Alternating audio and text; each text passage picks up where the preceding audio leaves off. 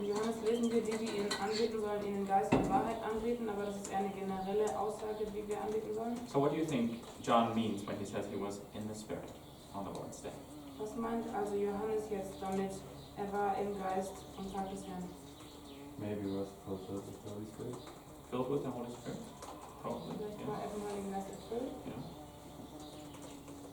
I would say he had a spiritual experience. Yes. Ich denke, er hatte eine geistliche Erfahrung.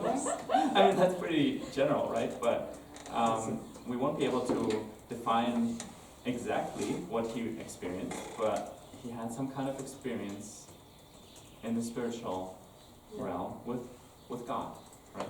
Das ist ziemlich allgemein zu sagen, er hat eine geistliche Erfahrung, aber das ist das, was wir wissen. Er ist Gott begegnet im Geiste. And that caused him to write down the visions and the messages to the churches and everything that is in the book of Revelation. Und aus dem Grund heraus hat er die Botschaften an die Gemeinden geschrieben und diese Visionen aufgeschrieben und alles, was wir im Buch lesen können. Okay, so the church fathers who lived a little bit later, who lived like in the first century, in the second century after Christ. Die Kirchenväter, die haben im 2. Jahrhundert nach Christus gelebt. Of course, they were a lot closer to the first century than we are today, and they said that the John of Revelation is also the Apostle John. Also die Kirchenväter, die haben ja viel näher am 1. Jahrhundert dran gelebt und an dem, was wirklich passiert ist, als wir. Und die haben gesagt, dass der Johannes der Offenbarung der gleiche ist wie der Johannes im Johannesevangelium. So the first of these guys, they were pretty clear on that. Then later there was some discussion, some other names got thrown around. But I would say the evidence mostly points to the fact that John the Apostle, John the brother of James, is the writer of Revelation.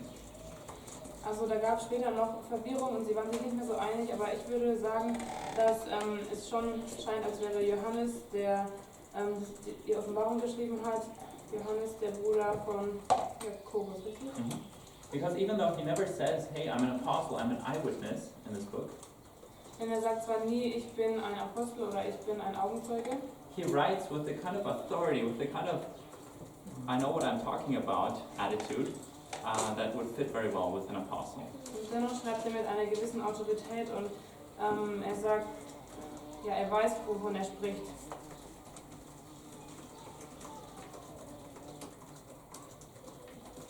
He also knows very well what's going on in these churches in Asia Minor, in modern-day Turkey, that he's writing to. Er weiß auch ganz genau, was in Kleinasien vor sich geht, in der heutigen Türkei. And according to church tradition, that's exactly the part of the world that the Apostle John was ministering to, out of Ephesus into that region around it. Und was wir heute wissen, ist, dass dort Johannes seinen Dienst vollbracht hat, in Ephesus und der Gegend drumherum. And a lot of the themes that we saw in the Gospel of John now also appear in Revelation. Und viele der Themen, die wir im Johannesevangelium lesen konnten, die sehen wir jetzt auch in der Offenbarung. This kind of a contrast between darkness and light, Den Gegensatz zwischen der Dunkelheit und dem Licht, between falsehood and truth, zwischen Lüge und Wahrheit, themes of new creation, of God dwelling with his people, die Themen der neuen Schöpfung und wie Gott unter seinem Volk wohnt, testifying to Jesus Christ. Jesus Christus bezeugen. Jesus is described as the Word in Revelation and in the Gospel of John. He's described as the Lamb, he's described as the Shepherd. Jesus wird sowohl im Johannesevangelium als auch in der Offenbarung als das Lamm, als das Wort und der Hirte beschrieben. And remember how in the Gospel of John, Jesus keeps running around and offering people living water, to be refreshed by this living water. Und wisst ihr noch, wie Jesus im Johannesevangelium rumläuft und den Leuten lebendiges Wasser anbietet? That's something that stood out to me during the presentation yesterday, how towards the end of Revelation, several times this is mentioned, I will give you from the living water. Und es ist mir gestern aufgefallen bei der Präsentation über Offenbarung, dass vor allem zum Ende des Buches hin immer wieder lebendiges Wasser angeboten wird. And then in the New Jerusalem, there's this stream of living water. Und dass im neuen Jerusalem dieser Strom, der Strom lebendigen Wassers ist, der Fluss des Lebens. So I see a lot of connections between these two books, and that's why I think, yes, probably the same person wrote these two books. Und ich sehe da viele Verbindungspunkte in den zwei Büchern und deshalb glaube ich auch, dass die gleiche Person die geschrieben hat. Even though they're very different.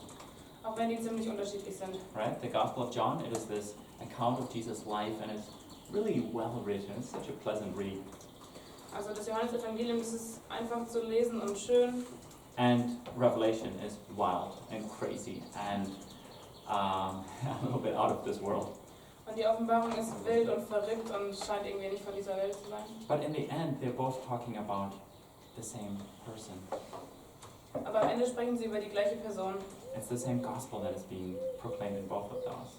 Es ist die gleiche Botschaft, die in beiden Briefen, in beiden Büchern übermittelt wird. And that's something that I really want you to see this morning. Und ich möchte, dass ihr das echt versteht heute Morgen.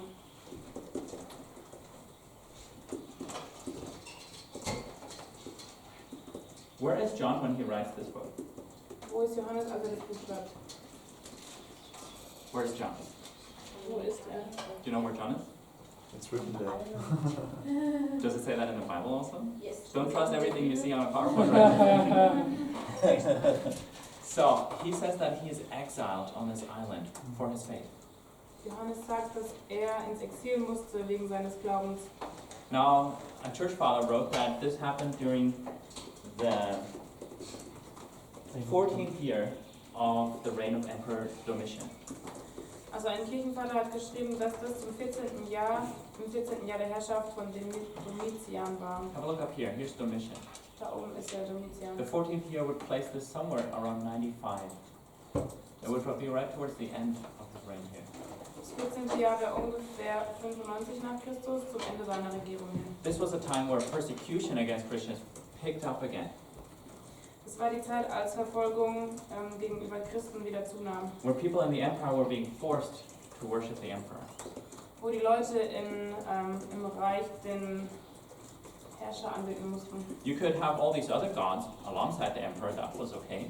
Du konntest auch viele andere Götter haben neben dem Herrscher. But if you refused to bow down to the statue of the emperor, to offer sacrifices to Rome, then you were an enemy of the state.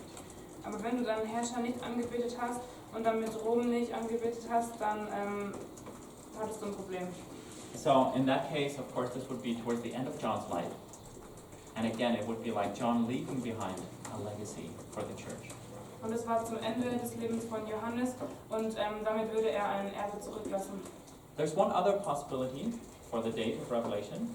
Da ist noch eine andere Möglichkeit, wann Johannes die Offenbarung geschrieben wurde. Also a time of intense persecution, this time under Emperor Nero in the 60s, Es 80s. war auch eine Zeit großer Verfolgung unter dem Herrscher Nero in den 60er Jahren. And as a little gift to my friend Mark, I allowed him to stick Revelation right here, even though I would put it over here. Und als kleines Geschenk für Mark habe ich erlaubt, dass wir Offenbarung packen, aber ich würde es da nach hinten packen. There's really some reasons for the one, for the other. Da gibt es Gründe für das eine und für das andere. In the end, it doesn't change the meaning of the book, because both of those times were really situations of persecution that the church was going through. Also beide der Zeiten waren Zeiten der Verfolgung und es ändert jetzt aber nicht die Bedeutung dessen. And that's important for us to remember as we then go and unpack what the writer has included in the book. Und es ist wichtig, dass wir uns daran erinnern, wenn wir das Buch lesen und schauen, was der Autor da reingeschrieben hat. So what was it? Entweder 60er oder 90er. Okay, thank you. So, who is Revelation written to? An wen ist die Offenbarung geschrieben? If we go with what we see in chapters 2 and 3, Wenn wir die Kapitel 2 und 3 anschauen, we get a total of 7 churches that are all here in the region around Ephesus. dann lesen wir von 7 Gemeinden, die alle um Ephesus rum sind. Imagine it like this, okay, Ephesus was like the metropolis, the urban center, kind of like Munich. Stellt euch vor, dass Ephesus so ein Zentrum war wie München And these other cities, they were located around it, und die anderen Städte waren drumherum angesiedelt. like Landsberg, Augsburg, Nuremberg, etc. So wie Landsberg, Augsburg, Nürnberg und so weiter. And so John now says he is exiled on this little island, just a little bit off the coast, a little bit away from Ephesus. Und Johannes sagt, er wurde ins Exil auf die Insel Patmos entsandt. And then he's writing to these churches, to Ephesus, Smyrna, Pergamum, etc. Und diese Infos sind weit weg von Ephesus und er schreibt dann an diese 7 Gemeinden. The interesting thing is that the order that he names these churches is exactly the same route that a postal courier, a letter messenger would take as he went from one city to the next. Und interessant ist, dass diese Route, die er gewählt hat, oder die Reihenfolge der Städte, die wäre genau eine Handelsroute, die jemand gelaufen wäre.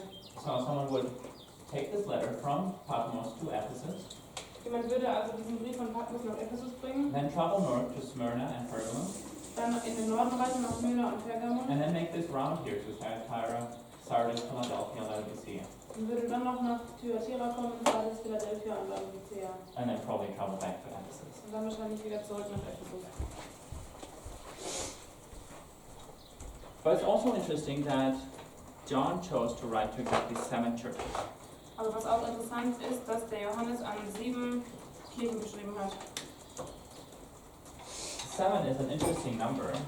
7 ist eine interessante Zahl. Where's the first time this number appears in the Bible? Wo kommt diese Zahl das erste Mal in der Bibel auf? In creation, God created the world In der in 6 days Schöpfung. and then rested on the 7th. Gott hat die Welt in 6 Tagen geschaffen und hat am 7. Tag geruht. And so ever since then, 7 has become a special number, a number of perfection, a number of completeness. Und von da an war 7 eine vollständige Zahl. And so if John is writing now to 7 churches, what might he be also expressing with them? Wenn Johannes also an 7 Kirchen schreibt, was möchte er damit noch ausdrücken? He's writing to the full church, to the whole Christian church in all places. Was er wahrscheinlich sagen möchte, ist, dass er an alle Kirchen auf der Erde schreibt. This idea is also confirmed by this refrain that occurs in the messages to the churches.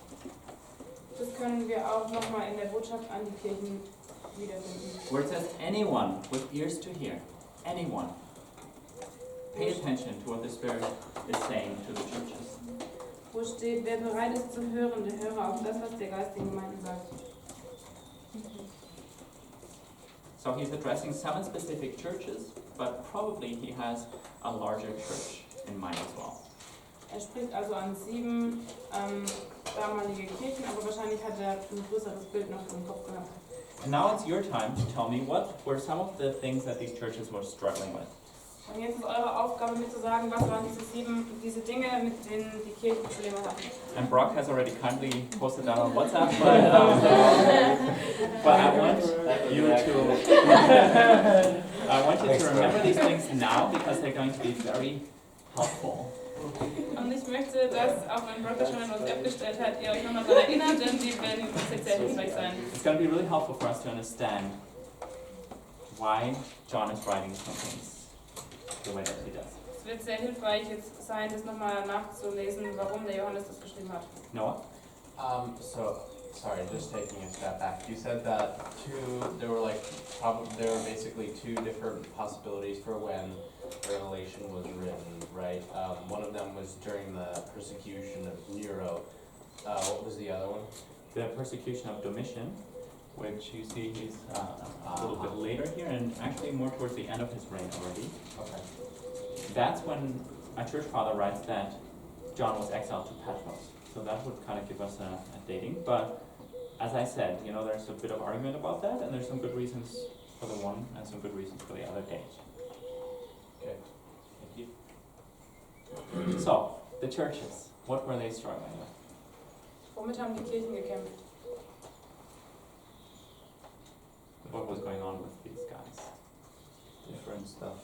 Das war der Okay, let me write different stuff. Okay, we got Not this covered. Always the right answer. Issues. Just shout out some stuff. Ephesus was the first love. So, their love had gone cold. Love Also die Liebe wurde kalt. gone cold. So, it sounds like routine, right? Hört sich eher wie eine Routine an. Okay, some other stuff? Lukewarm faith. Lukewarm faith, I think that fits in the same corner here. Lauwarmer Glaube. What else? noch?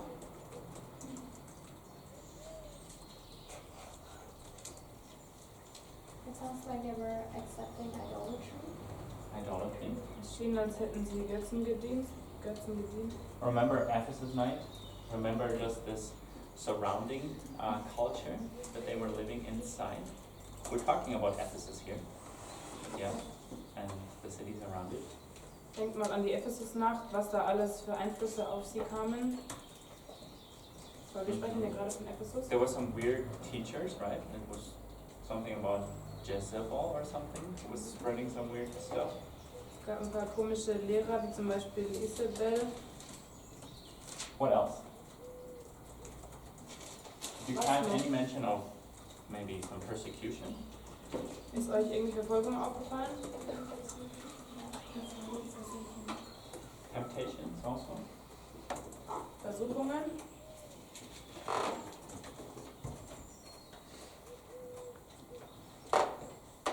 Und Verfolgung?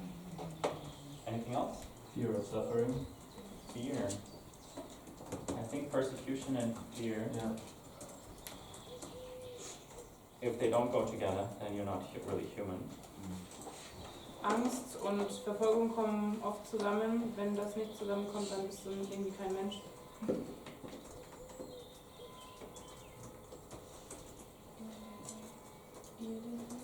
False teaching, yes. The same thing that, by the way, 2 Peter and Jude wrote against. Das gleiche, worum es auch in 2. Petrus und Judas geht. Alright, anything else on Brock's list?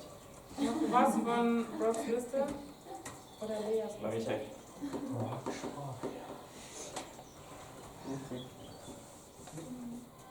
Okay, there's all this flirting going on here between Andrew and Brock. Ja, das war. What? Nothing. Oh my Never. goodness. Yeah. Wow. Weird. Unrepentant. Like I would ever do that. I let you have. Unrepentant. It's a good thing. Die wollten nicht umkehren. Okay, unrepentant. Yeah. I had it Yeah. some months ago. Yeah. An outreach. Alright, I think we have a Thank pretty you. good general picture of what these churches were struggling with. Okay, ich glaube, wir haben jetzt ein gutes allgemeines Bild davon, was die Probleme dieser Kirche waren. Let's have a look at the political situation these churches were living in. Lass uns die politische Situation anschauen, die diese Kirchen hatten. As we said already, in chapter 1 verse 9, John says that he's their partner in tribulation. Wie wir schon gesehen haben in Kapitel 1, Vers 9, dass Johannes ihr Bruder war in Schwierigkeiten Or in suffering. oder im Leiden. If we are talking about the end of the 1st century, like I said, emperor worship was being enforced again. Wenn wir ans Ende von dem 1. Jahrhundert denken, dann gab es die Anbetung des Herrschers. And what do you think? Would a Christian be willing to say, Caesar is Lord? Was denkt ihr? Würde ein Christ sagen, ja, Cäsar ist Herr? Probably not. What was the creed of the believers? Who did they believe was Lord of the universe? Wahrscheinlich würden sie das nicht tun. Was haben denn die Christen geglaubt? Wer war der Herr des Universums? Jesus is Lord, Jesus ist der Herr. and that could get you killed. Und das könnte dich umbringen. We see in many places in this book where it talks about that, for example, Babylon is overflowing with the blood of the martyrs. We see these many individual references that show us that we are talking about a time of persecution here. Wir sehen in diesem Buch solche Aussagen wie Babylon und das Blut der Märtyrer. Da geht es oft um Verfolgung. It's not just a time where you were hassled a little bit or looked down on if you were a Christian. Es ist nicht nur eine Zeit, wo du ein paar Schwierigkeiten hattest oder wo auf dich hinabgeschaut wurde und du verspottet wurdest als Christ. In some places, this would actually get you executed in some pretty cruel and torturous ways. An manchen Orten könntest du dafür hingerichtet werden. So, Auf schlimme Art und Weise. Imagine that you are an Asian believer. Stell dir also vor, du bist ein Gläubiger in Asien. in the first century, that you're living right there on that timeline. Im 1. Jahrhundert. Du lebst also genau hier auf dem Zeitstrahl. Close your eyes. Schließ mal die Augen. Okay, maybe you haven't been a believer for very long. Vielleicht warst du noch nicht lange gläubig. Your family thinks you're crazy Deine Familie denkt, du bist verrückt. for this new faith that you've gotten involved in. Wegen dem neuen Glauben, in dem du involviert bist. And personally, to be honest, you're still struggling with the pleasure-seeking culture all around you. Und du selbst hast noch Probleme mit der Kultur, die um dich herum ist, wo es alles um die Begierden und die Erfüllung dessen geht. But you want to be faithful. Aber du möchtest treu sein. You want to be faithful to this new life that you have started with God. Du möchtest treu dem Leben gegenüber sein, das du mit Christus angefangen hast. But now the Roman Empire wants you dead. Aber jetzt möchte die römische Herrschaft dich umbringen. You've heard horror stories about believers being tortured and killed in brutal ways. Du hast schon schlimme Geschichten gehört von anderen, die auf brutale Art und Weise umgebracht wurden. So some people in your church have turned to some false teachings, to some new teachings that have been brought into the church. Also haben sich manche Kirchen einer falschen Lehre angehängt und der geglaubt. Some are saying that it's okay to just be a Christian on the inside. Manche sagen, es ist okay, nur innerlich Christ zu sein. But live the life of a pagan on the outside. Aber du kannst das Leben eines Heiden haben, nach außen hin. Some have even denied their faith to escape execution. Manche haben sogar ihren Glauben verleugnet, statt dass sie hingerichtet wurden. You wonder how you would respond in their place. Und du fragst dich, wie würdest du reagieren an deren Stelle? You begin to wonder, who really is Lord over this world? Du fängst an, dich zu fragen, wer ist der Herr über dieser Welt? When believers are being killed all around us, Wo Gläubige um dich herum getötet werden. is God really in control? Ist Gott wirklich in Kontrolle? Is this faith of mine really worth dying for? Ist dieser Glaube, den ich habe, es wert zu sterben?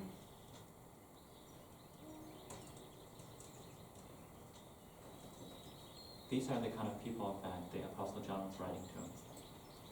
Das sind die Leute, an die der Apostel Johannes geschrieben hat. You can open your eyes now. So, John wanted to encourage them to remain faithful Johannes wollte sie also ermutigen, treu zu bleiben, until the end. bis zum Ende. And how would he do that? Wie würde er das tun? By giving them a different perspective on what was going on in their lives. Indem er ihnen eine andere Perspektive gab von dem, was in ihrem Leben vor sich ging. You saw how things look from a human perspective, from an earthly perspective.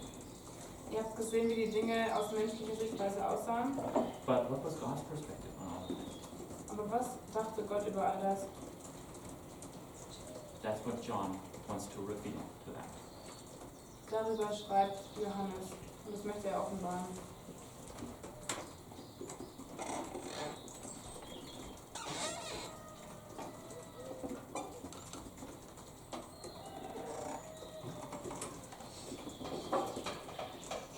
As we saw here with these churches, not everyone's situation was the same. Wie wir hier bei den verschiedenen Kirchen gesehen haben, hatte nicht jeder die gleiche Situation. Some churches remained faithful even though they were small and struggling and powerless. Manche Kirchen haben trotzdem am Glauben festgehalten, obwohl es schwierig war und sie machtlos waren. Others appeared to be rich and successful, but they were actually spiritually rotten inside. Andere schienen reich und erfolgreich, aber sie waren innerlich eigentlich total verdorben und kaputt. So some churches receive a message of encouragement and you guys are winners. Keep doing this, hold on. Manche Kirchen werden also ermutigt und Johannes sagt ihnen, bleibt dabei, macht weiter so. And others received a really stern warning from the Lord. Und andere haben eine ernsthafte Warnung bekommen vom Herrn. If you don't repent, you are basically dead. Wenn ihr nicht umkehrt, dann werdet ihr sterben. Then you're lifeless. Then, you know, all of what you do, all of who you say that you are means nothing. Dann seid ihr leblos. Alles, was ihr tut, was ihr sagt, das bedeutet gar nichts. In each case, the readers needed to listen to John's prophecy and then act on it.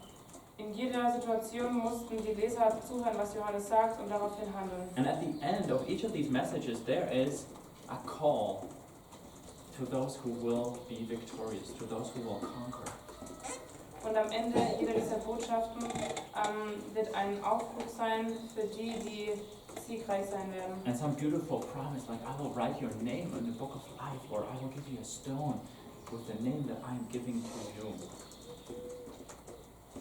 There's some beautiful promise if they are faithful, if they are victorious. Das sind wunderbare Versprechen, wenn sie treu sind, wenn sie sich an die Versprechen halten. That their names would be written in the book of life, Dann würden ihre Namen im Buch des Lebens aufgeschrieben sein. or they would have this special stone with their name written on it, a name that God is giving to them. Oder sie werden auf einem bestimmten Stein verzeichnet mit dem Namen, den Gott ihnen gegeben hat. And it's very interesting because these promises, they're connected to things that we see at the end of the book, when we come to the New Jerusalem. Und diese Versprechen sind verbunden mit Dingen, die wir am Ende der Offenbarung lesen, in Bezug auf neue Jerusalem. So basically, if you remain faithful to the end, then you will participate in the victory. Wenn du also bis zum Ende durchhältst, dann wirst du siegreich sein. That is the hope that John is placing before them. Das ist die Hoffnung, die Johannes ihnen gibt. But what does it mean for the church to be victorious? Was bedeutet es für die Gemeinde, siegreich zu sein? What does the victory of God's church look like? Wie schaut der Sieg der Kirche Gottes aus? I think this is the central question that is answered by this book and the whole main part of Revelation. That's what the author is talking about. Ich glaube, das ist die Hauptaussage dieses Buches, was der Autor rüberbringen möchte. Let's have a quick look at the structure. Lass uns kurz die Struktur des Buches anschauen. When you first read Revelation or you listen to Revelation, you might think that this is pretty wild. How can there be any structure in here? Wenn ihr das erste Mal Offenbarung lest, dann denkt ihr vielleicht, das ist ziemlich wild. Wie kann da eine Struktur sein? Well, one thing that's pretty easy to identify is that we have a beginning. Also was man sehr gut sehen kann, ist, dass es einen Anfang gibt. And in this first part, Und in diesem ersten Teil, over here, hier links, we see John describing the situation as it currently is. da seht ihr, wie Johannes die Situation beschreibt, wie sie gerade ist. He's describing the situation in these churches. Er beschreibt die Situation in diesen Kirchen. In the very end of the book, Und am Ende des Buches, chapters 17, 18, 19, 20, in den Kapiteln 17, 18, 19 und 20, John is describing things that will happen in the future, how God will judge evil, how he will judge the enemy. da beschreibt Johannes das Ende, wie Gott das Böse richten wird, wie er den Feind richten wird. And of course in chapters 21 and 22 he paints this beautiful vision of a new home or final destination. Und im Kapitel 21 und 22 zeigt er das Bild auf von einem neuen Zuhause, dem neuen Himmel. And what about all this space in between? What is that about? Und was ist mit dem Teil dazwischen? Worum geht's da? Where we read about all of these trumpets being blown and bowls being poured out, and there's like catastrophes and, you know, like earthquakes and flashes and all of that. I mean, what is that talking about?